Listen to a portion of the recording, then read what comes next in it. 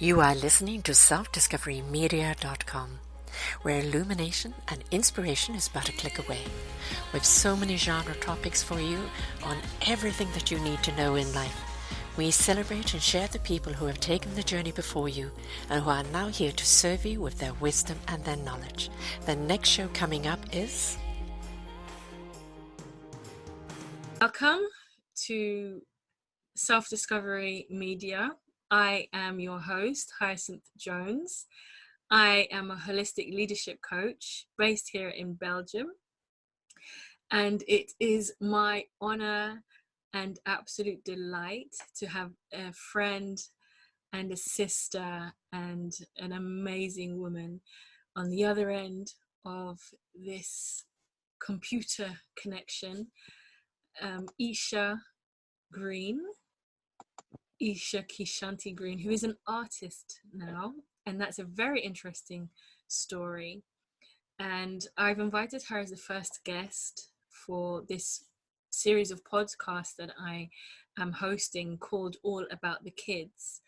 As a holistic leadership coach, I am primarily concerned with leadership in our education system and in our parenting. And for me, that is a core area of sustainability. I know there's a lot of us going out and doing sustainability for the environment, and I'm really concerned with the internal environment. And I believe that a lot of us going into the school system, education system, are not always in a state to really learn deeply and fulfill a purpose. And these are values or thoughts or philosophy that resound deep and clear with Isha Green, and has been really a mentor for me while I've been on my parenting journey. And I would love you to share a little bit about yourself, your own parenting journey. You now tell us about your children, and where you're based, and what is it all about the kids. Isha Green, please tell us about you. Hello, everyone, and thank you, Hyacinth, for having me. This is an honor and a privilege to be here with you today. As she introduced, my name is Isha. I am the owner and independent artist of Isha Keys, Isha Keys Art, and I have been doing it now for almost 3 years. This September today, actually, I think. Wow. Your anniversary. And it started actually as, just I've always been an artist, but I think what happened a few years ago was my son, Zaref, my youngest, was having a fundraiser for school, and they wanted us to sell chocolates or sheets, bed sheets, or coupons. And I was like, well, I don't really feel comfortable selling these things to my friends and family. So I put it out on Facebook and I said, I have these pieces that I've been playing with. Is anyone interested in purchasing these for this fundraiser for my son on his trip?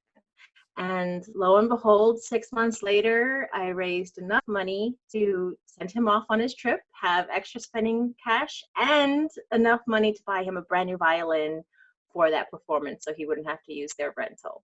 So here we are, fast forward 3 years later, I became an official LLC this March, and it's been an amazing journey, I have to say, an amazing journey. And the beautiful part of it is, because we are active duty military, this is a business that would be able to travel with us if we had to move again from where we are now, which is in Madison, Alabama. Okay. And so, yeah, you bring up a point. I just realized that I completely overlooked also that you're the wife of Charles Green, who is in the army, and you're raising your children together, of course. but predominantly he is absent because he's out in his post. Yeah. That's that's another reason for me why you are personally for me such a rock. How have you managed really with managing? I think having children is really becoming their manager also, right? Mhm. And your children are phenomenal. You've got a 22-year-old, Thank you. 19-year-old, and a 15-year-old now. I've known them since they were 7, 5, and 2, something like that. Yeah. And I mean, tell us about your children a little bit first, because this Sure. really, yeah, please tell us the Sure, my pleasure. So Ava is my oldest, and she graduated summa cum laude from a private HBCU, historically Black college university, Spelman College in Atlanta, Georgia. And she majored in international studies, basically maintained almost a 4.0 all school year, all throughout. She tried to be bold and be brave and take a French class after almost 8 years of Spanish. And so, yeah, I think that was her only B. But hey, at least she took the chance, right? She took the risk. But she traveled internationally and has been to Dakar, Senegal, South Korea, Rome, Canada, just all over the place. And so she's just an amazing human being, and it's been a pleasure watching her grow up all these years. Loyal. May I I'm just sorry. interrupt you a moment? What Sure. has it meant to you to, because you mentioned that she went to a number of places Mhm. in Europe and in Asia as well. What has it meant to you to have her travel so far and wide? It's just, it adds to her character. We've spent 10 and a half years in Germany during my husband's career. That was our first duty station. And we just always got into the habit, as you know, of traveling all over. And it was just something that I knew I wanted our children to experience beyond after the military service, just because it makes our children see the world. They have no choice. They have to see the world through a broader lens, through a wider vision, that it's not just about their homestead. It's not just about their, individual town or city or even state that they grew up in, or even their own country that they grew up in. That there's a whole big world out there. And sometimes through the media or movies, television, the internet, they just don't get a very true sense of what the world has to offer. Right. And I feel like them having, what the expression is in the military, their own boots on the ground, to really be in there and be part of that, not just as a tourist, but as a student and as a traveler. And I like to think of my children as global citizens. So it was really, it was it was Charles and my pleasure to help to provide such access to the travels. Okay, and then the next one, the middle one. Oh, my loyal. Yes, he's my 19-year-old. This is his second year at New York Institute of Technology. He is a computer science major focusing on network security. And again, another straight A student, just really doing well and mastering his craft. He has a niche for it. He's got a knack for it. He's found his niche in his knack. But with Loyal, I think my thing with him, and I actually am reaching for some chakras here to try to like protect me for not misspeaking, but also trying to stay, in the positive, is he's actually living with roommates now off campus in New York City. And so this has been a huge, if Ava hadn't traveled, I think mommy might not be so available to this idea of self-sufficiency. If Ava hadn't proven that I, as a parent, had done a good job in preparing them for this thing called life, I might not have been so open to allowing Loyal to not be on campus. So this has been quite an adventure this last year, getting him prepared and finding out what a guarantor was, and all these new words and policies and procedures to having these college kids. So everything that I thought I knew, I had to learn even more. So I find that every single stage of parenting is like that. Everything you think even when you've created this one beautiful life, the next child comes and completely different, and then the next child comes and they're different than the two of them. So it's learning. I never stop learning as a mother. Absolutely. I love the way you're so adaptable and really on point. And I wondered, but actually I'll ask you this question when we've profiled all three of your children, when we've shared their brilliance with us. But just something you mentioned now was about preparing them for life, and how much, you see, my vision is that it should be more of a collaboration with the schools, but that's my experience, that's my personal observation. But it could be that you have a good relationship with the school or what have you. So this preparing the child for life, of course, a lot of it's coming from us from home. What would you say that the part has been in his school environment, his education, has been done, and how do you as a parent also solidify, is that the word, to solidify, to take what he's learning? How do you get yourself involved and make that part of his character, part of his toolkit to not fail? I think, unfortunately, and it is unfortunate, because you really do have to realize what's missing. Okay. Right? That's the first part, where here in America, a lot of the time, you're told to respect authority, to be a thoughtful listener, to ask important questions when you have one, to make yourself heard.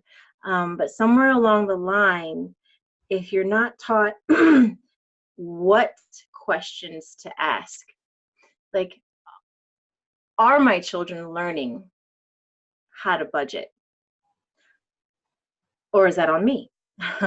Are my children learning home economic skills? Or is that on me? Because when I was going to school, the curriculum was different. The purpose of school was different. I grew up in the 90s as a teenager, where from 80s to 90s, the curriculum for children that looked like me started to change in some parts of America. So I was thinking with my children that they were getting everything that I was getting. Right. And I didn't realize that we were kind of an experiment in the whole education process. Right. And so it didn't really carry over. And again, you had to kind of learn by accident, by having conversations and communications with your children, and going beyond the what did you learn today, and asking specific, did you learn about this, and did you learn about that? Or being at the grocery store and saying, okay, how do you know how to swipe it? Do you know how to compare prices? Do you know how to bargain shop? And these things, I think, are things that are taken a little bit for granted, that you're always thinking that your children are watching you, they're learning by watching you.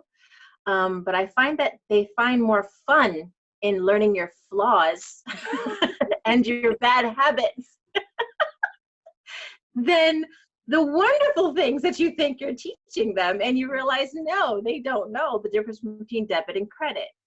Even though it's the same card, they don't know when they're looking at the little screen what that is. So before you send your children off into the world, these are the kinds of conversations you need to have. If you need it, do you know how to find a Western Union? If a creditor is asking you, or a bill is asking you for a check, do you know how to write one? It's like I think it was my daughter that asked me, what's a check? Or was it my son? Right. Yeah. It doesn't understand. matter. Yeah. But The point it's is, still one of those things where it's like, right. everything's, swipe this, take out. Like, I remember Zara is my younger. We'll get to his little stories too. But one of the things that kind of dawned on me that I had a lot to teach my children before they left my house, before they left our home, was he said, he was asking for, he was very little, he was still back in Germany.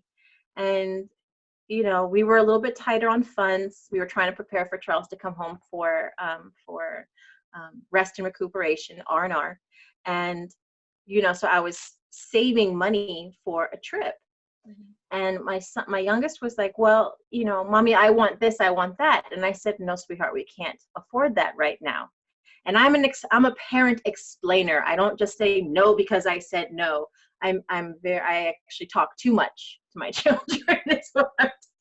I over explain. But I said, no, we can't afford that right now because, we're preparing for Daddy to come home. He's like, oh. I said, no, we don't have any money because I'm preparing for your father to come home. He's like, what do you mean you don't have money? Just go to the machine and take the money out of the machine. Exactly. He's not wrong, but I never explained it to him that the money comes out of an account and I can only take out as much as I have in it. Right. So we had fun. I tried to make it fun, learning about how to save and how to take care of expenses. And I think that was just when you realize a piece is missing, you just make a conscientious effort to ask those questions throughout their growing up process. Instead of just assuming that your children know because they've seen you do it before, like I just assumed my children would know that my bank account is where I get my money from out of the ATM. How would they know that though? So, I think even with expected behavior of our children, which is completely just not appropriate. If your children don't know until they're taught. A lot of things are innate in them. Being kind is innate. Being thoughtful is innate. Being loving and wanting to please you as the person who takes such good care of them. Those things are innate. But not taking things off the shelf at the store because they're watching you taking things off the shelf in the store and putting it in the buggy, putting in the cart.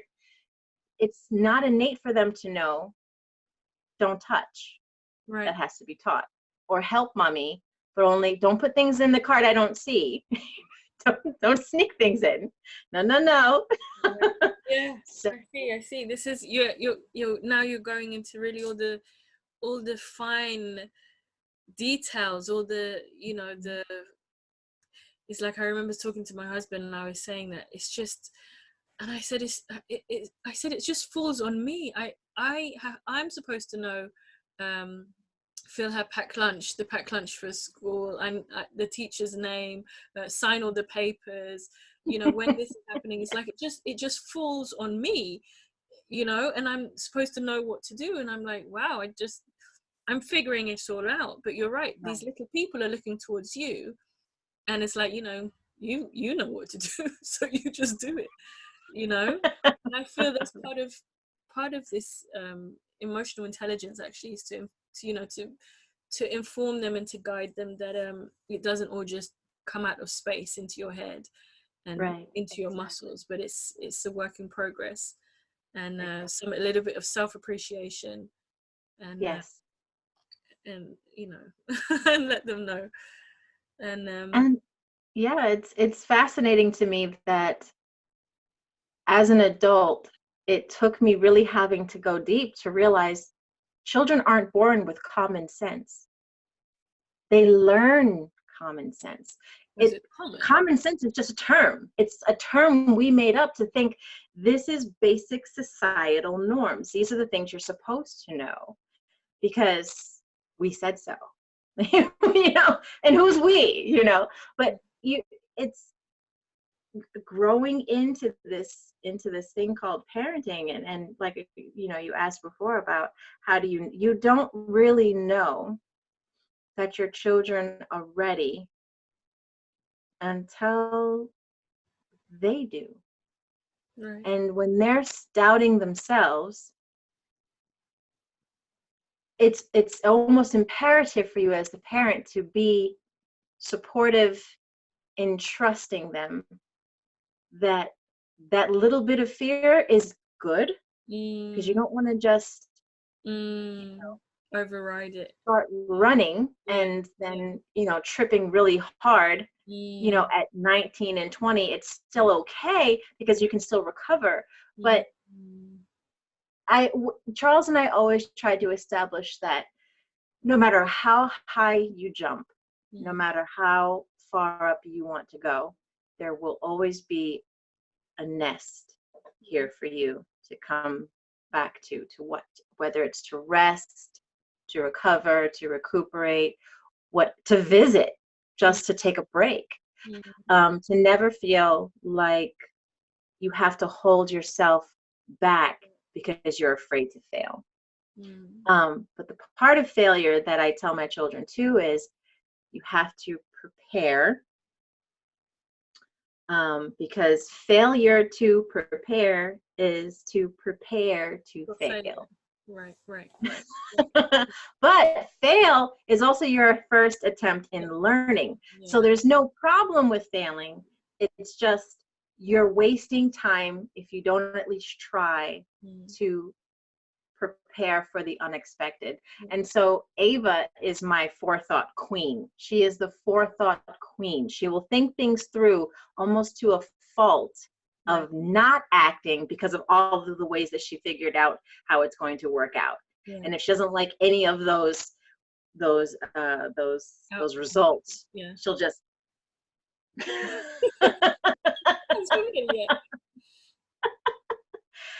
Loyal is more of my, we'll see how it goes. He doesn't wing it, but he definitely prepares to a point, and then he's like, I don't know what's going to happen beyond this point, so we're just going to get there and see what happens. And Zareth is my youngest, who is definitely the one who is, this is what I'm going to do. And anything that comes in my way, I will deal with it. But this is it. This is the goal. This is the end state. So he's the, it doesn't matter, what happens as it goes. This is the goal. This is where I'm going. Right. And he's the kid that'll start running without the sneakers on. He'll have them in his hands. And every once in a while maybe he'll slip one on, and then at the next turn maybe he'll tie the shoes, and then around the next block then he'll put on the other shoe. But yeah, he's the one that's already half in, half out. Just already in high school, he's like 1 foot already out the door. So wow. So let's take this as an introduction. I know he's musically talented, he's mathematically talented. I mean, all of your children are talented, and you've just done exceptional with them. Please elaborate a little bit about the young man, Zareth. My Z. Okay, so Zareth, as you can see, even though I have absolute love and adoration for my older 2 children, they were definitely a beautiful introduction to parenting. I can say this with a full grin on my face, though, that if Zaref was my first child, chances are he'd be the only one. Because since the beginning, Zaref has been the most challenging, but absolutely such a heart. What a heart and what a mind, and but because he's so passionate and because he's so driven, he's quite difficult, it's he's always moving, he's always growing, he's always developing, but he's so centered that in himself. It's kind of intimidating almost. And you don't like saying that about your children because you never want to be intimidated by your children, whether it's their intelligence or their talent or, their thought process. But he's quite a big soul. He's been here before. And, I discovered it at a very young age that he was meant for bigger things. And he was the first child that I want to say made me feel extremely protective of him. Just almost instinctive. Right. And he was born in Germany in an army hospital, but he does not have dual citizenship. He's an American child born in Germany. And so he didn't really pick up sarcasm, because Germans are really not sarcastic at all. They say what they say and they mean what they say. Right. And if they're joking, you'll know ahead of time. But sarcasm is not really their thing. So he was, raised in a lot of the nannies of Germany because, whether it's at the gym or at fairs or things like that, he was around a lot of Germans all the time. So he didn't really pick up sarcasm, and he didn't really know how to interpret sarcasm either. So every once in a while he'll pick up something and he'll be very quip with it. He'll be very quirky, or he'll be very thoughtful, and he'll sit and you'll ask him a question, he actually will stop and think about it. And so I knew early on that with his wit and his personality and his charm and all of that he was going to be in a leadership role in politics in America. And so he's been groomed for that since he was about 2 or 3 years old. And it doesn't hurt the fact that when he was 3 going into 4 years old, President Obama was elected. Right. So he grew up, this is his generation of growing up thinking it's absolutely normal for there to be an African American president. So, and Barack Obama was always Uncle Obama, Uncle Obama.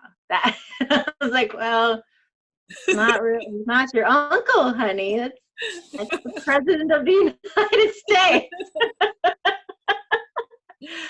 But no, so it's been an amazing journey, from soccer to playing the violin, singing, dancing professionally, show like a show choir kind of singing and dancing, and now he's actually dual enrolled. He's going to college at University of Alabama, Huntsville, and in high school simultaneously. And it's a new program that they're doing that actually will give him an associate's. Well, he will have earned an associate's degree by the time he graduates high school. So he'll graduate high school with a diploma and an associate's degree from UAH.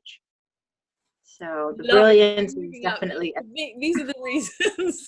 These are the, that I really look to the American system. The system here in Belgium, I find, is a little similar. But I mean, in the interview I had with Sarah, I was explaining already from my point of view, me and education, I just didn't get it. I didn't get it, and I didn't have a mother around who was able to, to do what it was that you were doing. And I think that's where I find myself now. And I have a son whose energy from the beginning I have had, it's been really intimidating for me, and has pushed me really in this, in this consulting, wanting to find out, okay, so how can I support him? What languages, what language do I need to use that helps him to understand? How can I, not frustrate myself? How do I find out what his tendencies, his personality, his purpose, is, and how can I just support him in that? So that's how I ended up with this elemental leadership, air, water, fire, and earth, discovering which one he is. It's really because of him that I went into it. And now with my daughter as well, I feel like it's really, it just, I want them to be great, and you see great people before you, right? And it's like, well, it's like people call her a princess, and I say, honey, you're not a princess, you're a queen, and I'm the queen mother. And I said, let's just get used to it. So I really can relate to what you're saying about seeing their greatness, seeing their gifts, and honoring that already from the home. And everything you do with the home economics, the budgeting and everything like that, and having to be aware of what's not going on at school. This is really also a really fascinating area. I remember I made a note, we spoke before, and I made a couple of notes, and we spoke about education, and as a parent, doing the best that you can, encouraging, going on this journey with them, managing their academic career. There were some occasions where you heard that this cannot, this, you can't do this, right? Or even in the home, and then you would say something like, is this the best that we can do? Then we're going to have to push our best towards better. Exactly. And you would also, teaching the children also is like, okay, so if we're in this situation, we need to speak to the decision maker. Right. Absolutely. Did you elaborate a little bit about that? What kind of well cropped up? It's been an amazing journey, because when I first had Ava, I felt like I had the whole world to prove. I felt like I had to prove my worth as a mother to the whole world. Being a young mom, I fell in love early, young, I should say. And, so I felt like in order for my daughter to be the best version of herself, she had to be around the best.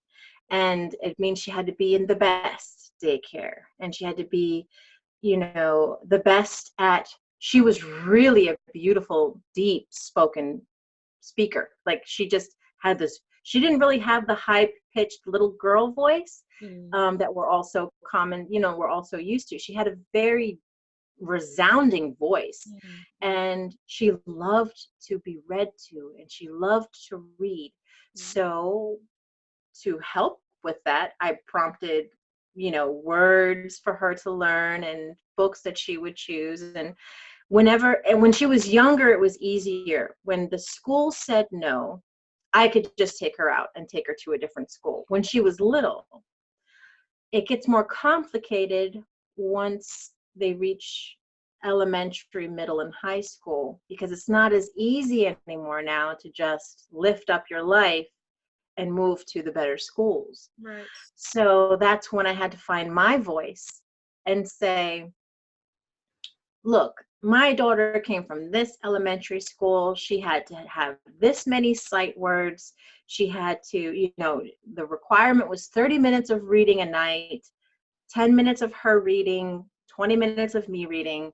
And that was expected. That was just the norm. So when we switched school systems and we moved to Würzburg, Germany, and they were on post school, the kindergarten first grade curriculum was different Right. than the school I had purposefully moved to this community for her to go to. And there was definitely a lot of pushback. Um, I got a lot of the we learn through play, and I said, that's fine. And when do they learn? Like, when do they learn the basics, the foundational things, of colors, shapes, and the, parallelograms and, hexagons and, all these other things. And they were like, oh, well, that'll come. And I'm like, ooh. So when I realized that I was just going to keep getting, you know, and I didn't understand the Army infrastructure. It wasn't the same as public school or, borderline Montessori school. It was a whole different system. Right. And so that's when I got into teaching at home on top of what they were learning in school, because I didn't want them to regress because of the lack of discipline and the lack of education and things that I saw, that when you know better, you do better. Yes, exactly. Yeah. And wow. If that school was the only school that I had known, I would have thought everything was normal. But because I had Ava in the best of situations from such a young age until she was 6 and we moved, I knew that there was going to be a little glitch in the system where I would have to step up and provide the workbooks. And they knew and that's the beautiful thing too. When you're part and parcel of the collective agreement that that educational excellence was going to be part of your agreement in the household, it was normal for them to come home and read. It was normal for them to come home and do work on top of work.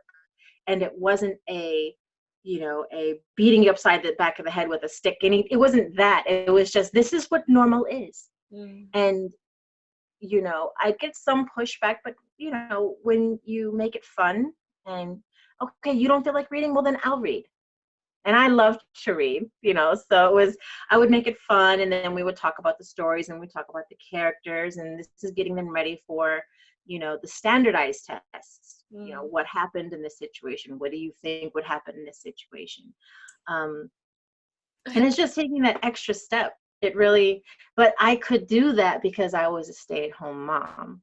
Right. A lot of times these kids, they're given just the basics, just the bare minimum. And mom and dad are probably at work. Mom and dad ask, how was your day?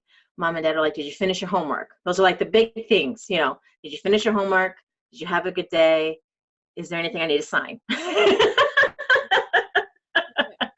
So, but I was there. I had the time, I had the energy to take that education to the next level. So pretty much until all my kids are pretty much straight A students until Loyal went to New Century, and it was a very rigorous high school, very serious high school, and they were above and beyond even what I like. It was beyond. It was like I almost couldn't help them. I was like, you tell me what you need.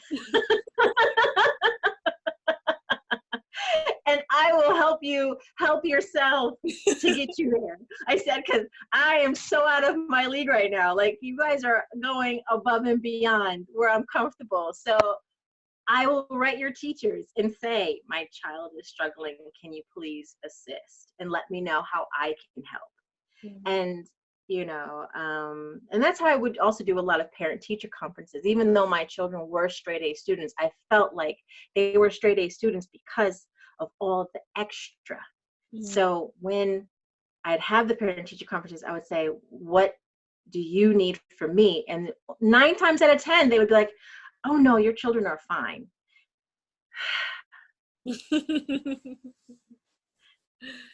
Some people would be satisfied with that. And I'm like, no, give me something. Let me help, So it was a quick transition between let me help to I can't help you. And it was very humbling, because my child was, I think it was physics. And I was like, I don't know how to help you with that. But I can write your teacher and say you're having a hard time. So can they please, I'll, square out the time to make sure that they're doing the studies. I'll check their work. I'll check in with them and make sure.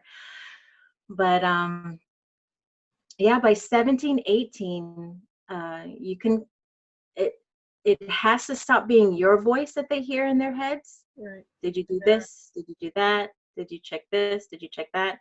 And it should, by about 16, turn into their voice. Right. Did I make my checklist? Did I make my schedule? Did I put that in my cell phone to remind myself? So because I am a horrible procrastinator, really bad. And that was one thing I did not want to pass on to my children. So I had them with planners and schedulers on their phone and alarm reminders and, the early bird catches the worm and get it done ahead of time because it's more fun that way. And I'm not going to be the example of that, but you're going to do it. Oh, wow. So it's like, and again, all three children have their own way of maintaining their schedule. All three children have a different way of reminding them of what's coming up. And, and it's crazy. They get to be who they are, but I have to be a different mom for all three of them. And it's kind of like, some people are like, well, why would you do that? Like, why would you make your child, it's almost like, let's super simplify it. You have picky eaters. I thought we'd come to that, yeah. So one child gets this meal, another child gets that meal, another child gets that meal. Well, okay, so if you're willing to do that, then of course, on the grand scale of things, I know that this child needs stern love. A little more, I'm a little disappointed in you. I need you to do better. This is ridiculous. You're better than this. The oldest child might not respond so well to that. They might feel worse about themselves.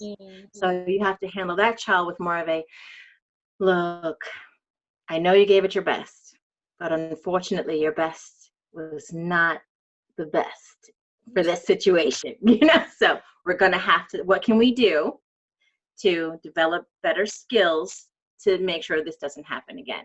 But again, if I came to that child with, this is terrible, you know better than this, and then that child would just be like, I know, I'm such a failure, what am I going to do? Whereas the other child is like, yeah, that's right, I know I messed up, I know, I got this, Mom, I'm good, okay, good pep talk, good pep talk. So it's like, sometimes you have to, if you'd be willing to split the meal and say, okay, I know you don't eat meat, so just take the meat off your plate, or I'll eventually not even put the meat on your plate because I know you're not going to eat it.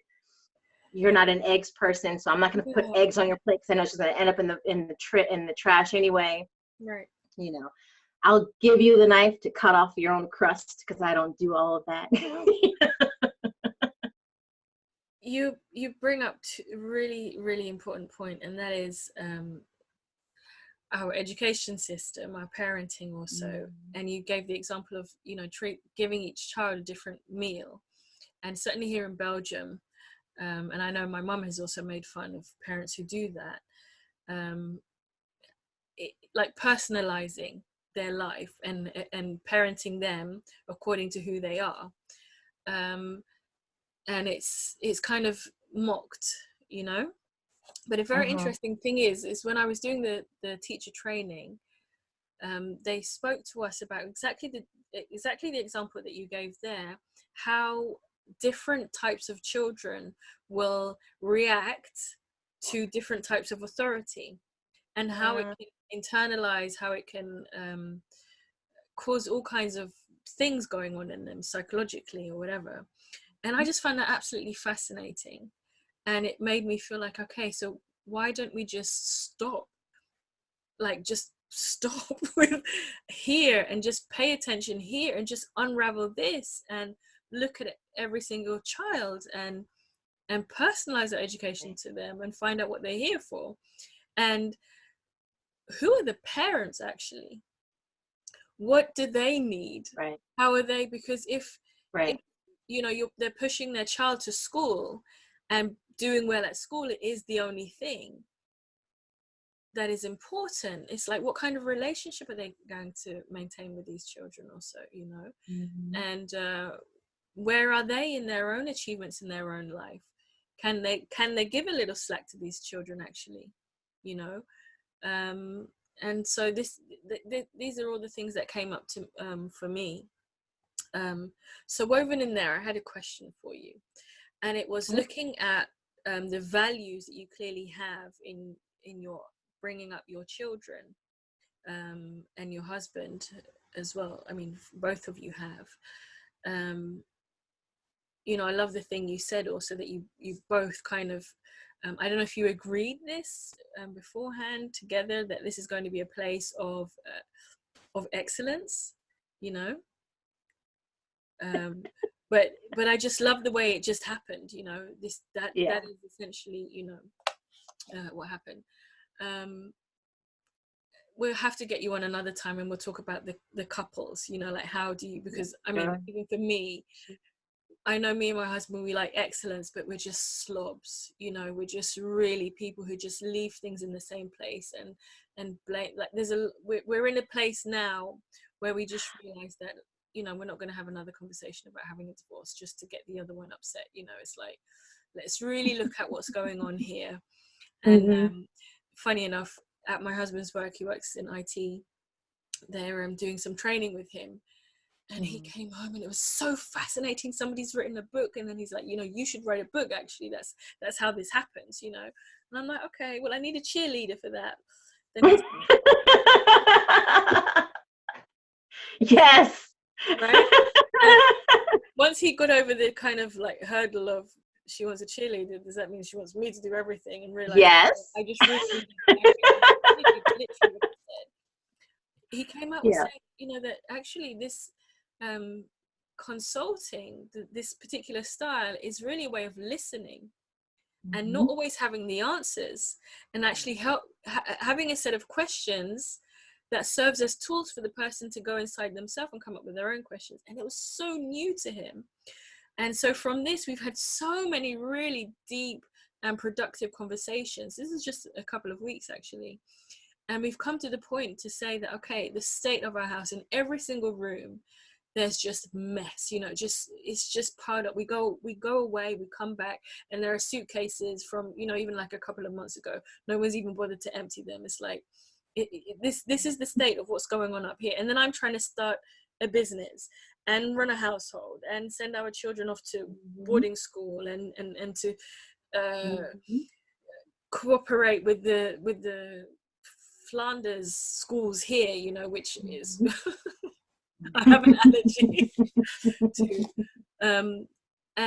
One of the things that came up is that we're going to use this and, you know, have a discussion and try to go forward with that. So I know for a fact that you have also your own special cues and keys and conversations and how to keep this spark in your marriage and keep the conversation, to keep the honesty and all that kind of stuff.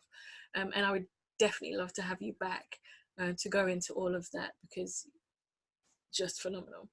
I have a question for you to link it into the parenting that you're doing with your children. I'd like to reflect a little bit on your own upbringing and the upbringing perhaps of your parents also, and how you feel some of the perhaps sabotage, like you're talking about procrastination, patterns kind of filter through, and what you feel that your parents needed to be able to parent you, or could have been parented. So just to see this kind of thread of love, but also of Mhm. this lack also, Mhm. you know. Yeah. Okay. So when I was growing up, we were first in New York City, and then we moved to New Jersey. And one of the first things you have to remember is there's a beautiful documentary called The Love Generation. Okay. And Need to make a note. marriage between a black man and a white woman was still seen as a, once the Jim Crow thing took hold, because it was normal before Jim Crow for interracial, interreligious people to have marriages and to come together and things. So after, during Jim Crow, it became illegal Wow. in a lot of states. And I was one of those cusp babies that was born in 1977, and my father was black, my mother is white. And so going into New York, this was normal. Into the suburban part of New Jersey, not so normal.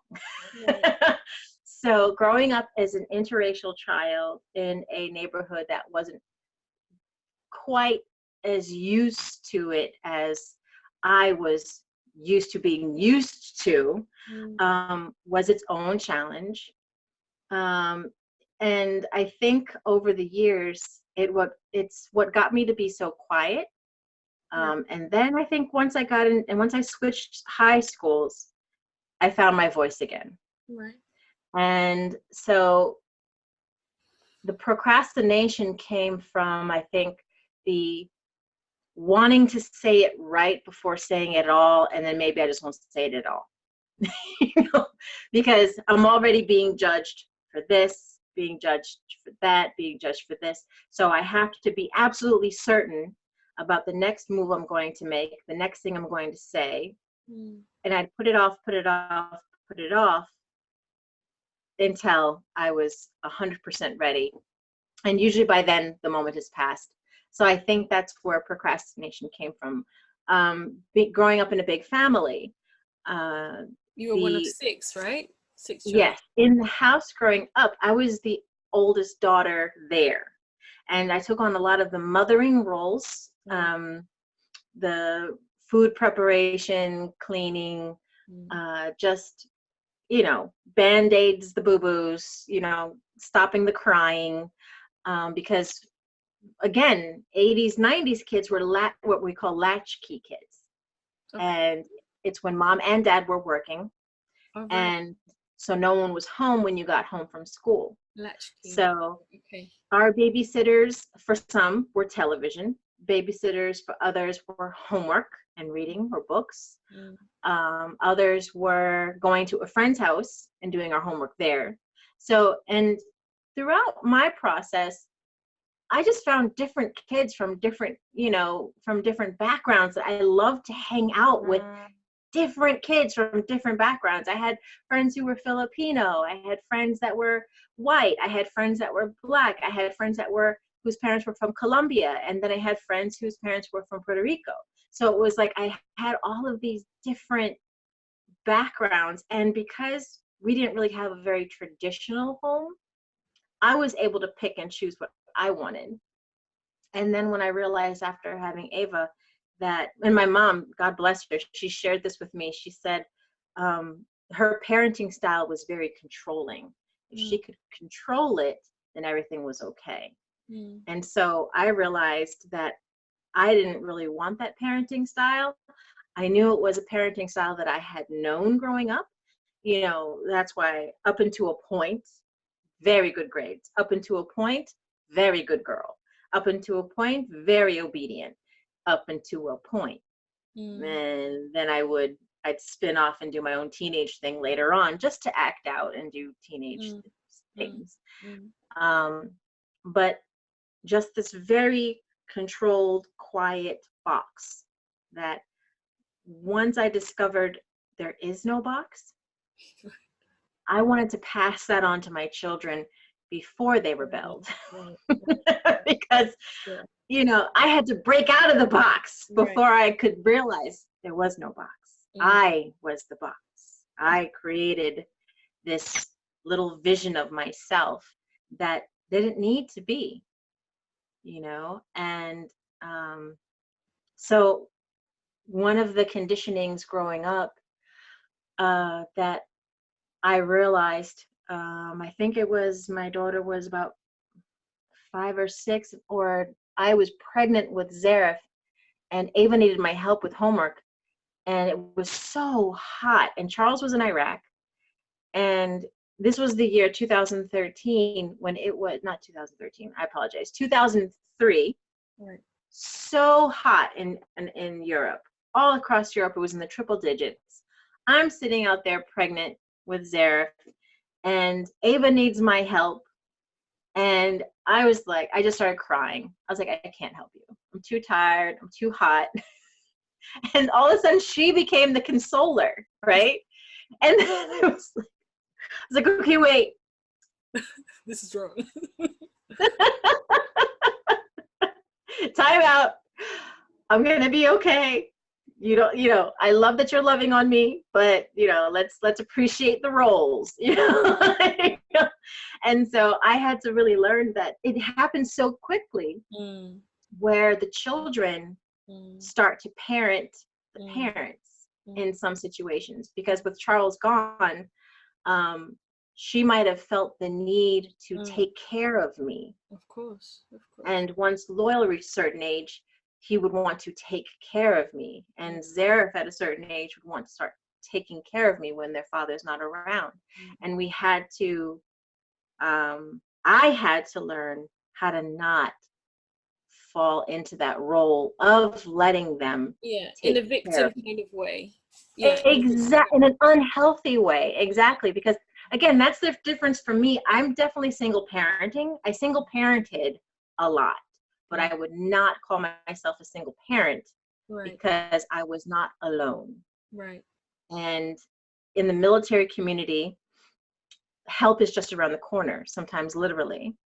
And I never felt the pressure from family. There was no visitation drama. There was no, you know, child support drama. There was no, you know, new girlfriend, new boyfriend drama coming into my children's lives. There was none of that would qualify as a single parent household. Okay. But I was single parenting because I'm going to call your dad on the phone only works, but so many times until they realize you can't call daddy. So but I was like, but he will be calling eventually, and you know, we're gonna have a good report or a naughty report. And I was like, let's have a good report for daddy, so we don't stress him out down there. You know? Wow. But so it was a lot of internal work because I was raised by a single mom who had been through also that situation in the 70s after the John Crow, growing up in an area, having had a relationship with a black man, and so she must have internalized a lot of stuff and kind of passed things on to you also that she, you know, could or couldn't work out definitely herself. So as a young person, you absorb these stuff. Yeah, it's really commendable the way you're parenting and doing all your art and everything, and I really wish you lots and lots of success. And I'm seeing your progress and your evolution, and it's such a inspiration. I want to say all kinds of cheesy words, but it's really inspiring and amazing to watch, actually. Thank you. If you were to I mean, I don't know if you know, but I want to create a well-being and educational village. This is one of my visions, my dreams, because I really feel that we should have more assessment for the children coming into school from zero, actually, and also more support for the parents. Absolutely. in their life and stuff like that, and also for the teachers. Mm-hmm. So you mentioned home economics. This is Yeah. also like an important thing. If you were to give advice in this kind of environment, I'm not sure how it's going to exactly manifest, but I am determined to materialize it, and hopefully in Europe, because I think it's really, you know, it's so invisible. It's we have this the same kind of policies and our manipulation and corruption as the American politics. Mm-hmm. Somehow in the American politics is more of a circus, or Mm-hmm. at least from what we are Oh, shown. perspective. Absolutely. No, and much appreciated for saying it as such. The thing is, we kind of compare ourselves and see ourselves as a little bit better here. Yes. But from where I'm Yes. standing, uh, it's all a circus. And Yes. if we can do something to clean it up in our education system, where you have these three dynamics working together to create the future that actually doesn't exist, I just have a sense that there's more hope and dignity possible. So, Definitely. in saying that, what other things do you think in our education system, or if you could create your own ideal, um, either format or context or Mm-hmm. content, Mm-hmm. what do you feel should be out there for future generations, or for us in our age, as aging, and our parents who are also aging? Sure. So I've been thinking about this for quite some time, since actually back in Germany, because I realized that it didn't have to be as hard Right. as a lot of these teachers were making it feel like it was. My children would come home sometimes crying that, even if it was just compassionately for their friends, that they weren't getting something. And to me, I just felt like some of the things that they were talking about in middle school from 6th grade to 8th grade was just completely inappropriate for their age group. Okay. I think that while the mind is now breaking apart and coming back together, all of these new neurons are connecting, they're making all the hormones are changing, the body's changing. You really shouldn't uh, bombard them with slavery and racism and war and politics and things like that, things that are such ridiculous concepts to these children. That's just going to make them disinterested. That's a boring class. It stresses me out. Sometimes they won't even know the words for it. I just don't like it. I just don't like the teacher. I just don't like this. I don't like this. I don't like anything anymore. And every teenager goes through it. They go through a I know this better than you do stage, or the preteen stage of lying by omission. They go back to being 3 again. I didn't do it. I don't know. I don't know. And the best thing is to make sure that these teachers don't have unconscious bias, whether it's unconscious bias towards girls not having mathematics or science minds, getting that teacher away from student. Like if you want to teach only boys, there are all boys schools. You just need to stay away from girls, seriously, because I have found that through travels, there are teachers that have this mentality that girls are just not good at math. And it's baloney. I know math. I didn't even know about, some of these NASA scientists. I didn't know that some of our first computers, meaning the women who work, people who work on computers, were women. And we're Black women. We're doing coding back in the 50s and 60s. I mean, these were phenomenal mathematicians. And so to to disregard girls at all, like for it to have happened at all is just ridiculous. But for it to still be going on, because we still have a lot of teachers who've been teaching for 20, 30 years who are still of that mindset.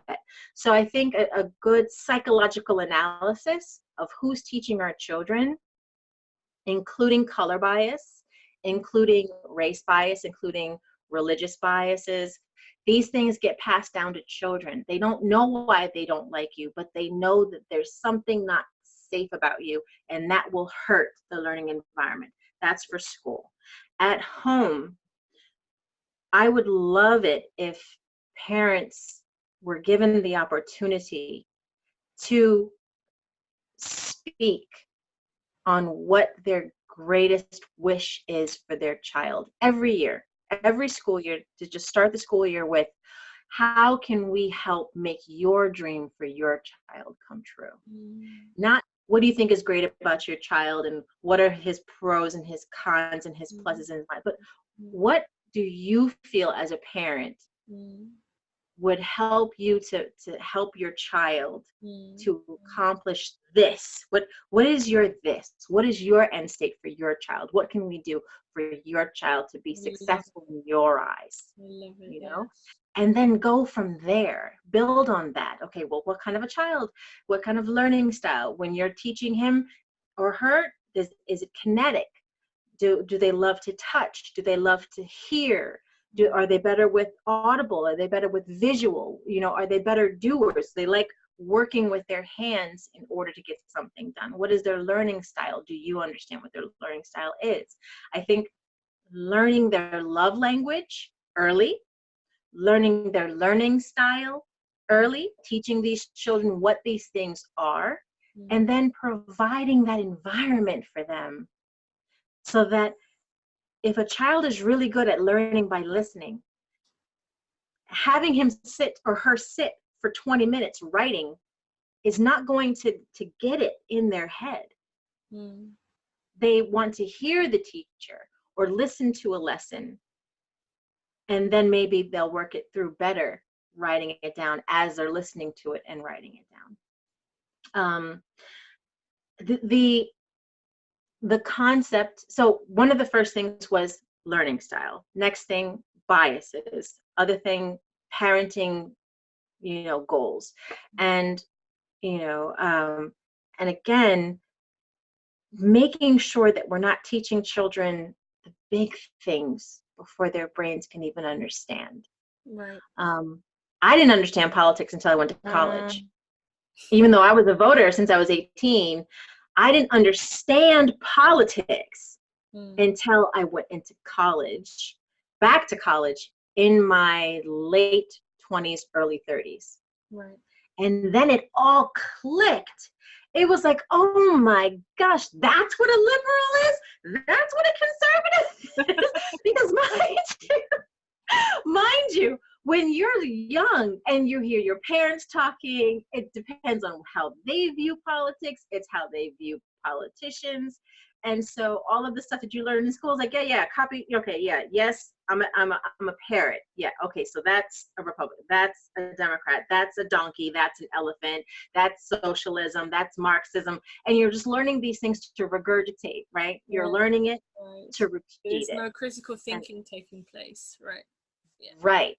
So when I was an adult learning this, I was like, well, why didn't they explain it this way in high school? Like, why did it have to be so complicated and not a discussion? So for me, I think you should absolutely have a better grasp of politics before you graduate high school in a very non-partisan way. Just in this is your country, but then minimize that. All the children should know their local laws, especially before they start driving, especially for our Black children. I love it. Have to know the laws. I love it. Like, not just what is a law and how are they made. Let's not even go there, because those are some of the dark side of politics that, you know, America is definitely working out its karma with right now. Okay. But the basic laws, your rights, and what these rights mean.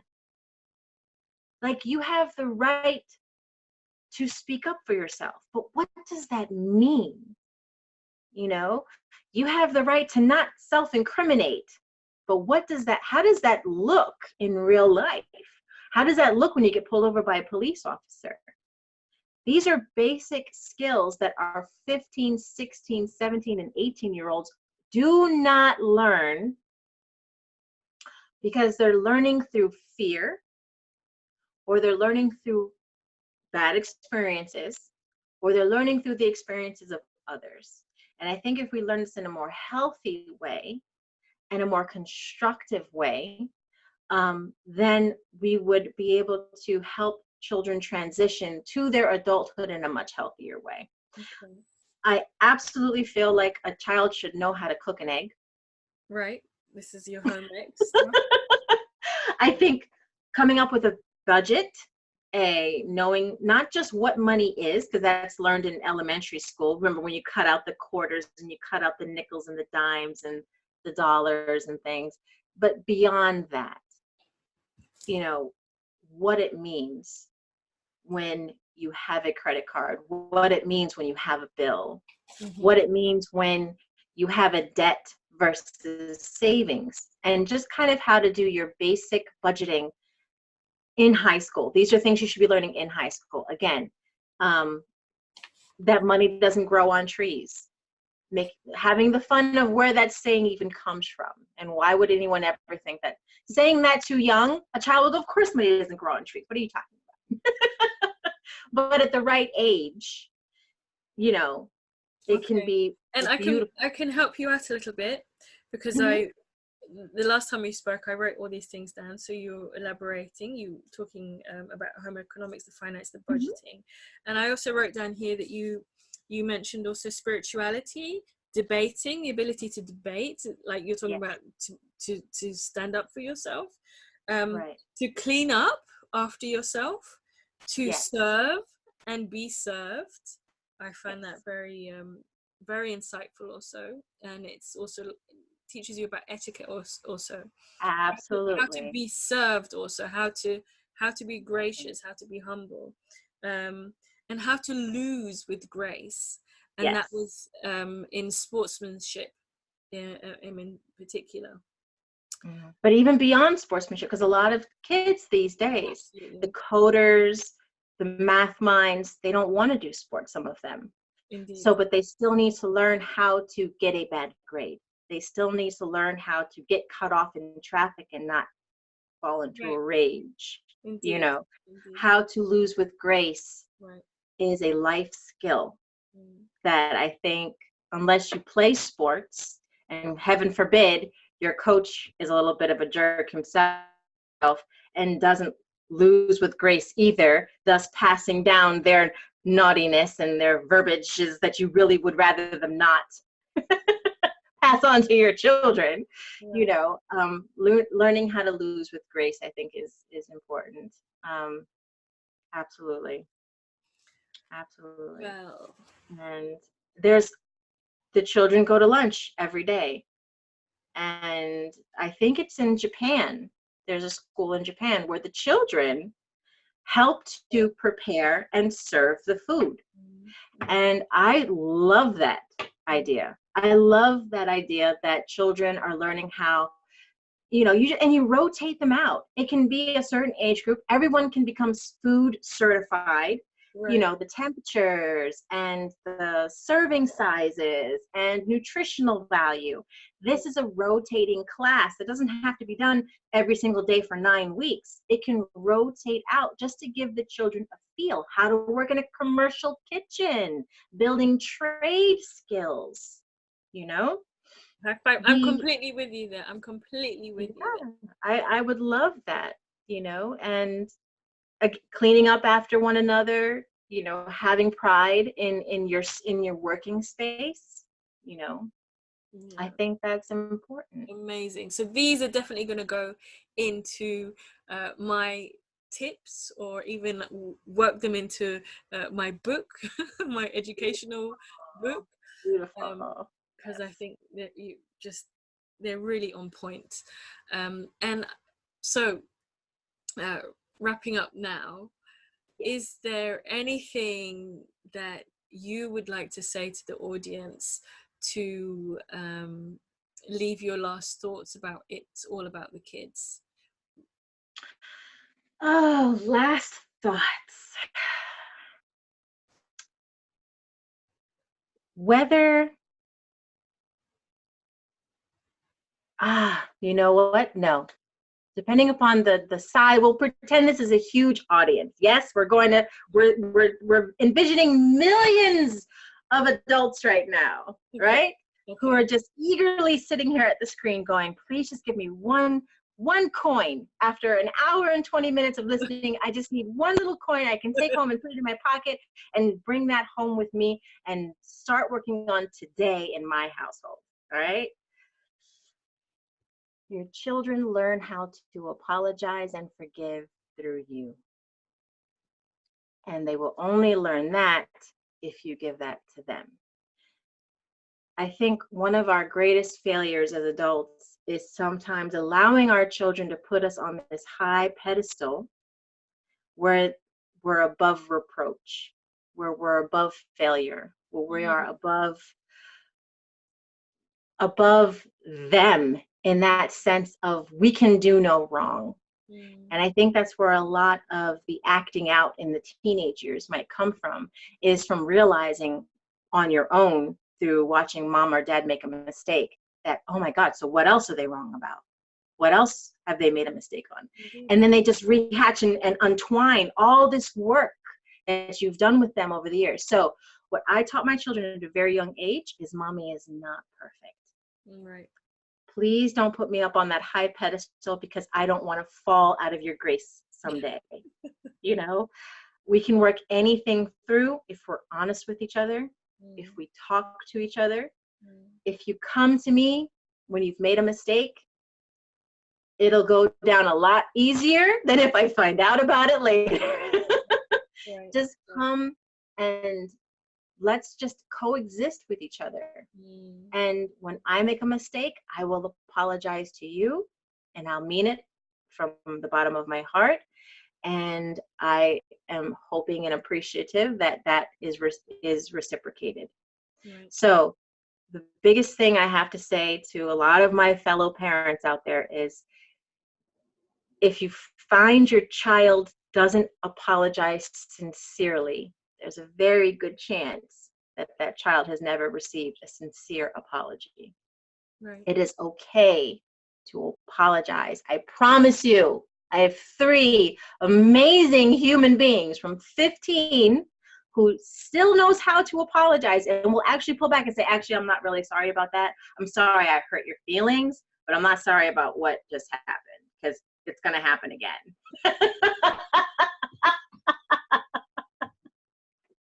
But teach them how to apologize by being human with your children. They already see you as gods. You need to remind them that you are a human being. Absolutely. Your humanity will reflect on them and they will be better human beings for it. Thank you so much, Isha. Thank you so much. And lastly, where can we find you if we wanted to see your work, inspired, actually the whole journey of the art Yes, in please. in front of everybody's inspired by your children, actually. So tell Yes. us, where do we find your art? How can we get Get in touch? Yes. Beautiful. I can be found basically on almost every platform through Isha Keys Art. It's ISHA, capital K, capital I, S, art. And I can be found on Instagram, on Twitter. I'm on Facebook under Isha Keys Art and Gallery, and then on Etsy and also Wix. So that's all my little fun places you can come and check me out. So just Google me. I'm on there. Okay. And this black dots thing behind you, is that a piece of your art? Yes, it is. It's hiding some of my files. Yes. But this is one of my pieces. Love the black hole, just amazing, and then just the little orbs everywhere. It just, I don't know, it's had a thing for orbs and the black hole that we discovered and all of that. So it's my inner space. Wonderful, wonderful. So Isha, it's been an absolute pleasure. Thank you so very much. I hope you will honor me to be on here again. Yes, I would love to. I'm so happy and I'm so grateful to you. So thank you, and thank you everybody. This was Hyacinth Jones, holistic leadership coach for parents and leaders, educators. And I hope you have learned something and enjoyed this enchanting talk. And I look forward to getting back to you next week, Tuesday. And I will have a new guest talking about all things children again. Reach out to me, leave messages if you have any questions, or if you have things that you want us to discuss. It would be a great pleasure. Thanks a lot for listening. Thank you, everyone. We hope that you enjoyed the show and were inspired. Come and visit us at selfdiscoverymedia.com and see what other shows we have for you. And please do visit our selfdiscoverycommunity.org and see how you can be a part of giving back. Thank you very much.